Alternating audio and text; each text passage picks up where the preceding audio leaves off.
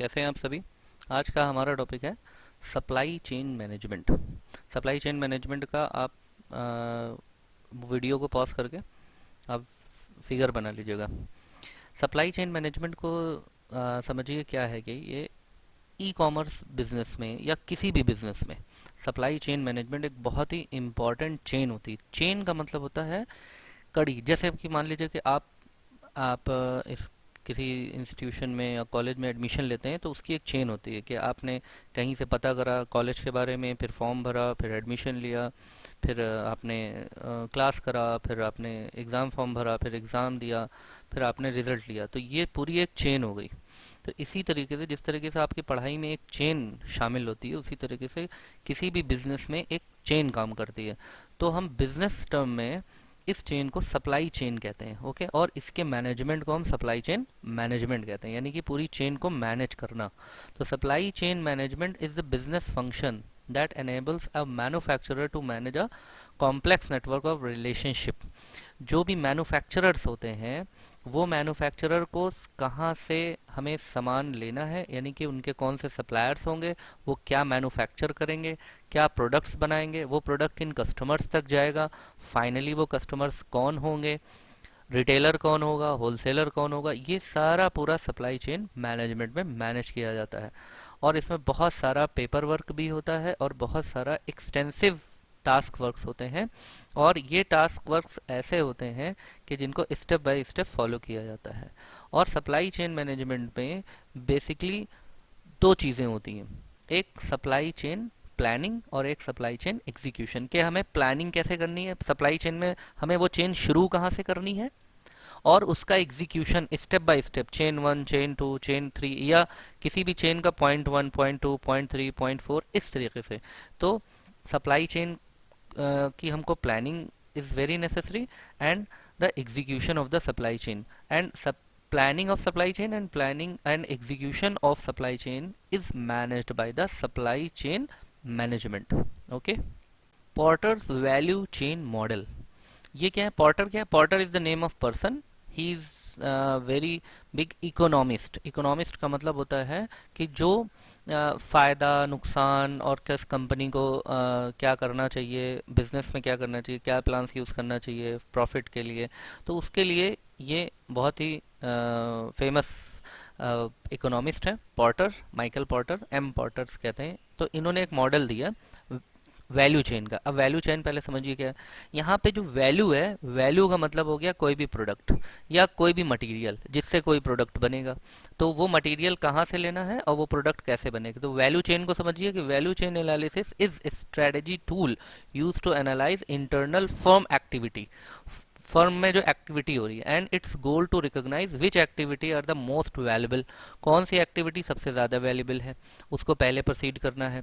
और इसके लिए वैल्यू चेन के चार पार्ट्स होते हैं, सप्लायर यानी कि जो मटेरियल सप्लाई करेगा, और फर्म जो उस मटेरियल को बनाएगी या मैन्युफैक्चरिंग करेगी या उस काम को करेगी, और चैनल के किस चैनल के थ्रू वो आगे बढ़ाएगी, और बायर और जो उस प्रोडक्ट को परचेज करेगा उसे हम बायर कहते हैं। तो Porter value chain is a framework for developing an analytic structure. Analytic मतलब एक एनालिसिस करने के लिए एक स्ट्रक्चर है Porter's value chain model. Okay, Porter chain model जो है वैल्यू चेन मॉडल, उसमें क्या है कि जब कोई भी कंपनी इसको यूज़ करती है या कोई भी ऑर्गेनाइजेशन इसे यूज़ करती है, then organization must identify whether organization are trying to differentiate or lower cost, prioritize the change you identify during analysis and consider how change will benefit the entire organization।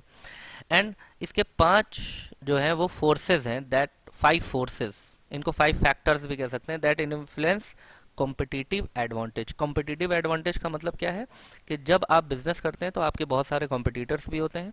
उन competitor को आपको ध्यान में रखना है कि आपको उनसे आगे निकलना है, उनसे ज़्यादा प्रॉफिट कमाना है, उनसे ज़्यादा फेमस होना है, उनसे अच्छी गुडविल बनाना है, और वो आपको आपको वो भी करेंगे, डिस्टर्ब भी करेंगे। तो उसके लिए पांच चीज़ें, पांच फोर्सेज हैं जो कि आपको ध्यान रखना है।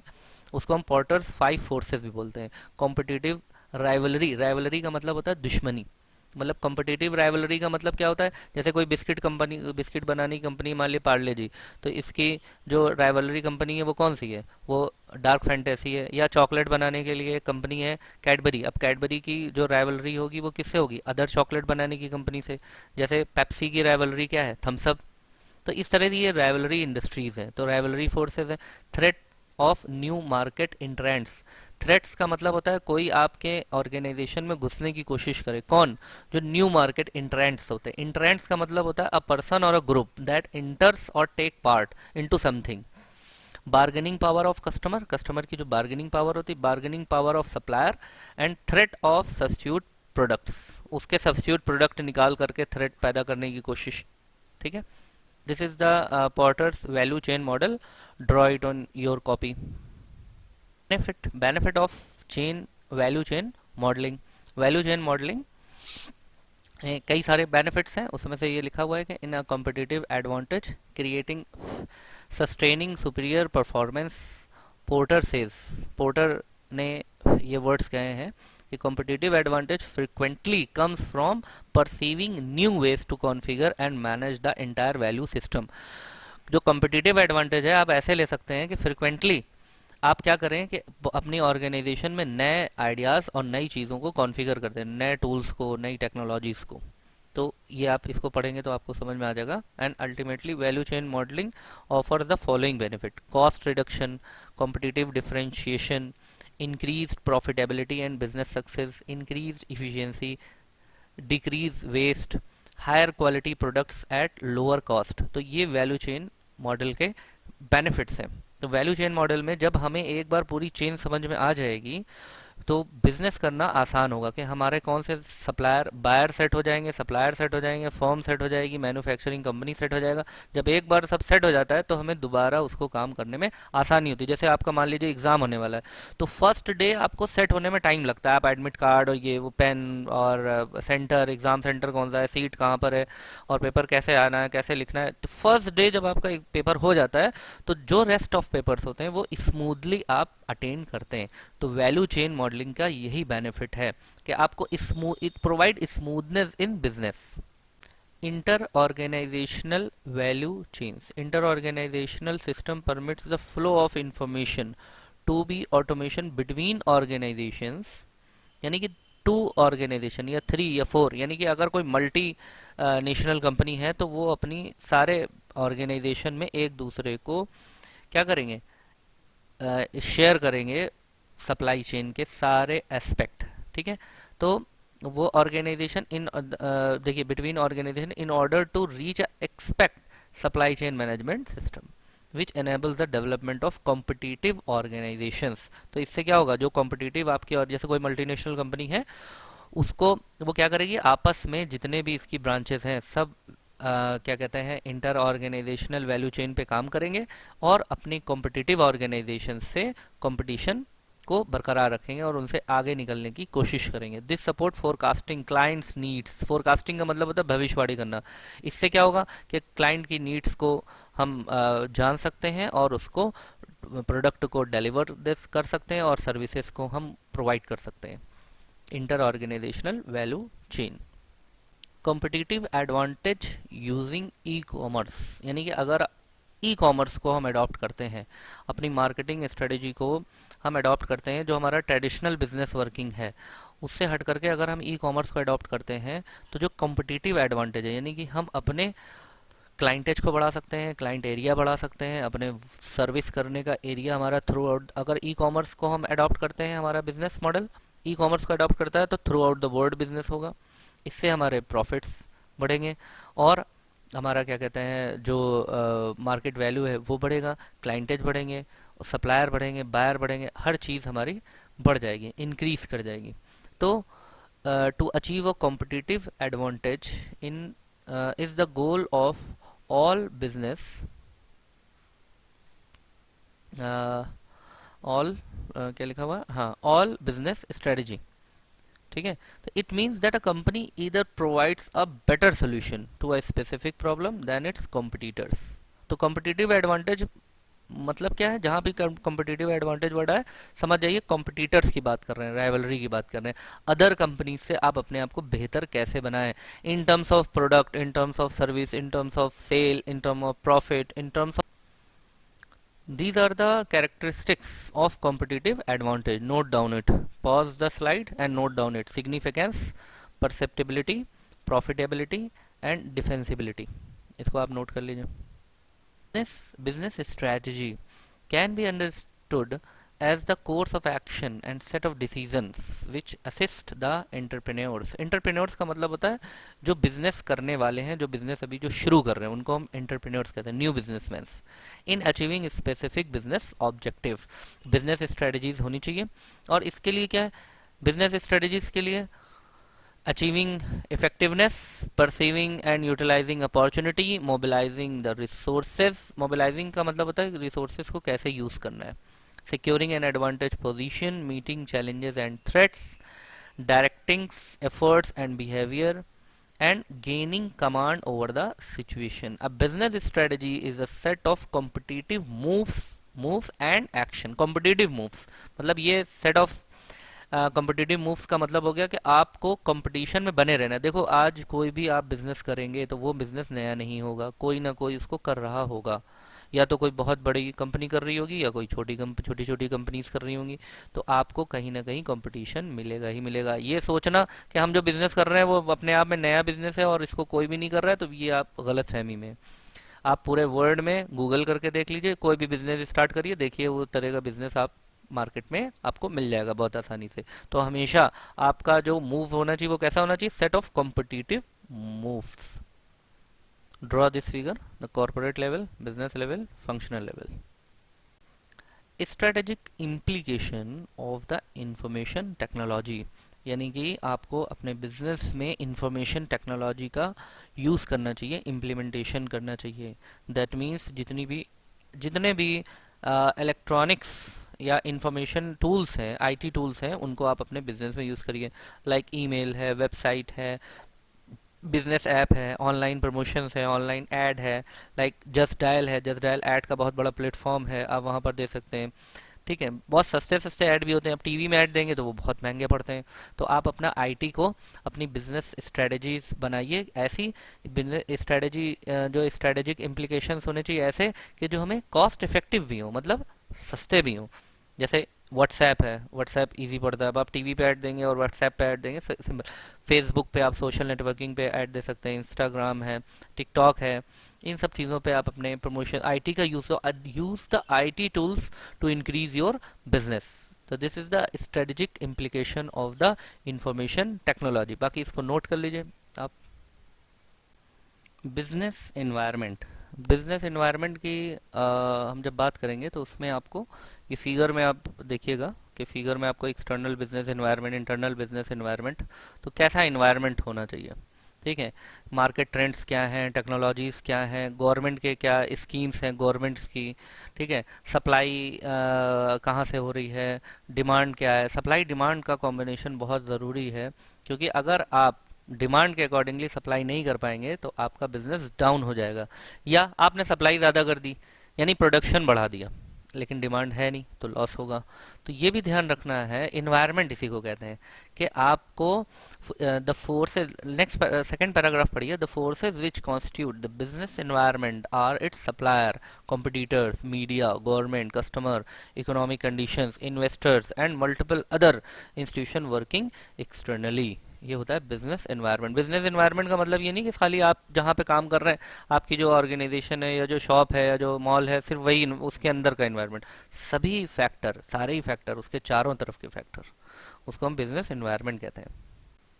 बिजनेस कैपेबिलिटी, बिजनेस कैपेबिलिटी का मतलब होता है किसी भी बिजनेस को शुरू जब आप करते हैं तो उसकी कैपेबिलिटी आपके अंदर होना चाहिए। अब जैसे मान लीजिए आप जो है क्लास 5 में है, अब आप कहेंगे हम आईएएस का एग्ज़ाम देंगे, तो आपकी कैपेबिलिटी है क्या आईएएस का एग्जाम देने के लिए when you are in 5th standard. देखो एक्सेप्शनल केसेस को नहीं कह रहे हैं, बहुत सारे वर्ड में एक आध दो केसेस ऐसे भी हैं जो है 5th में बच्चा और सॉल्व कर रहा है 12th की मैथ्स और बीएससी की मैथ्स, उसको छोड़ दीजिए।